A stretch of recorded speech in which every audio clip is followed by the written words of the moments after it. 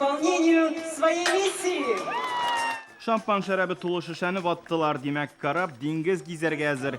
Яңа хәрби судноны башта Татарстан суында сынап карыйлар, аннары ул Балтик флотына китәчәк. Бүген кулланышка тапшырылган Град карабын тиз арада эшләп чыгалар. Хәзер моңа охшаш корабльләр саны төгәл 10-га җитте. Елга диңгез классына караган әлеге караб заманча җиһазландырылган, ул күп максатларда кулланыла ала.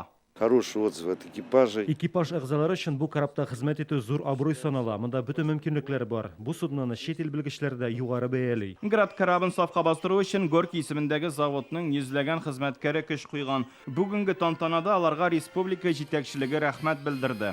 Привносим и делаем вклад в развитие отечественного судостроения. Рахмат әйтергә, исәнлек, саулык, иминлек, алдагы көннәрегездә күңелләрегез, тормышыгыз матур һәм сөйкемле булсын. Бик зур рәхмәт сезгә. Яшь үзәндә җитештерелгән хәрби судно илебезнең икътисади зонасын саклаячак.